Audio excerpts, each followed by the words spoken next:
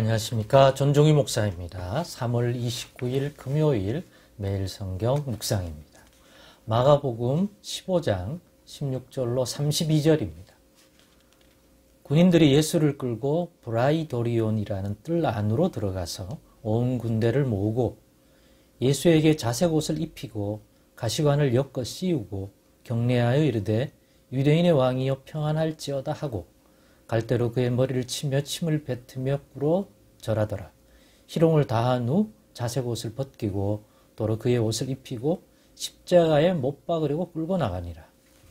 마침 알렉산더와 루포의 아버지인 구레네 사람 시몬이 시골로부터 와서 지나가는데 그들이 그를 억지로 같이 가게 하여 예수의 십자가를 지우고 예수를 끌고 골고다라 하는 곳, 번역하면 해골의 곳에 이르러 모략을 탄 포도주를 주었으나 예수께서 받지 아니하시니라.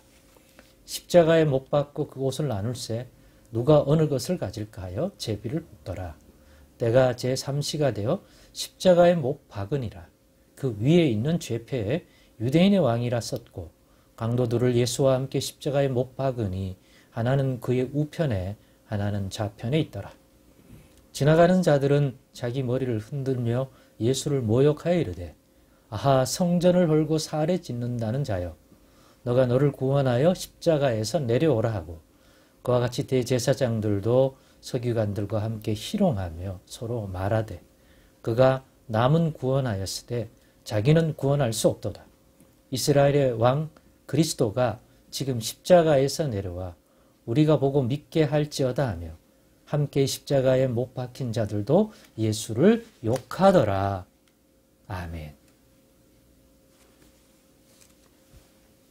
네, 오늘은 이 본문을 통해서 어떻게 참으셨을까? 라는 제목으로 묵상 나눔을 갖겠습니다. 오늘 이 읽은 본문의 내용을 보면서 얼마나 예수님이 조롱받고 희롱받았는지를 생각할 때 또 예수님이 하나님의 아들이요 그리스도시요 유대인의 왕이시요 그 영광 가운데 계시던 분인데 그런 모욕을 받는 것에 대한 묵상을 해보았습니다. 일개 저 같은 한 인생도 자존심이라는 게 있는데 이 별 볼 없는 그 지위 인생인 저에게도 모욕감을 느낄 때 있지 않겠습니까? 그거 참 견디기 힘들지 않습니까?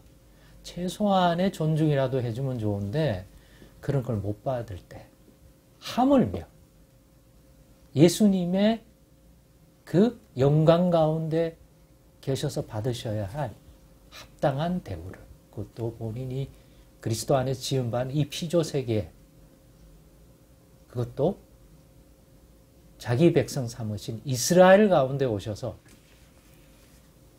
그들에게서 자기 백성에게서 이런 대우를 받는 것 그냥 문자적인 것들이 아니라 한번 느껴보는 묵상 도움이 될 것 같습니다. 예수님이 십자가를 지실 때 받아야 했던 십자가 상에서 못 박힐 때 그죠? 못자국 난 손 그런 것에 느끼는 고통스러움만이 아니라 이 과정 속에서 오늘 본문에 얘기하는 것처럼 저들의 희롱, 조롱, 모욕함, 침 뱉고 머리 때리고 말로 무시하고 조롱하고 하는 것 못지않게 십자가에 달릴 때 가지신 그 고통 자체, 물리적 고통만이 아니라 정말이지 참기 어쩌면 더 어려웠을 수도 있는 그런 과정 아닙니까?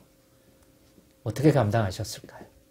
라는 질문을 할 때 저는 그 질문에 제가 내릴 수 있는 또 이 성경을 통해서 주신 이러한 분별력을 통해서 볼 때 가장 적절한 답은, 표현은 믿음으로라고 저는 분별합니다. 생각합니다. 답을 쓰라면 저는 믿음으로라고 쓰고 싶습니다. 육신으로는 감당 못하였을 것이 분명합니다. 예수님의 육체로는. 그래서 육신대로 반응하지 아니하고 지금까지 십자가를 지는 과정 속에서도 그랬지만 하나님 아버지의 뜻을 분별하고 그 뜻대로 순종하려 성령 충만 인도함을 받으려고 그것을 쫓아서 행하셨을 것입니다. 그래서 이 십자가의 과정에서 도래하는 시험에 무너지지 않도록 예수님은 겟세마네에서 자신이 어떤 분별과 어떤 기도를 통하여 어떤 것들을 따라 이 십자가를 감당할 것인지를 분명히 했습니다. 내 원대로 마시고 아버지의 원대로 되기를 원하나이다 하고 그 아버지의 뜻을 쫓아서 갔습니다. 그러니까 육신대로가 아니라 하나님의 말씀대로 또 성령의 도심과 인도함을 힘입어. 그게 저는 믿음으로 우리가 뭔가를 감당할 때에 우리가 가지게 되는 거죠. 성령 인도함을 받아야 되겠다. 아버지의 뜻을 기억하고 그 뜻 안에서 순종하여 나가겠다. 그런데 그게 육신의 힘으로는 안 되니까 믿음으로.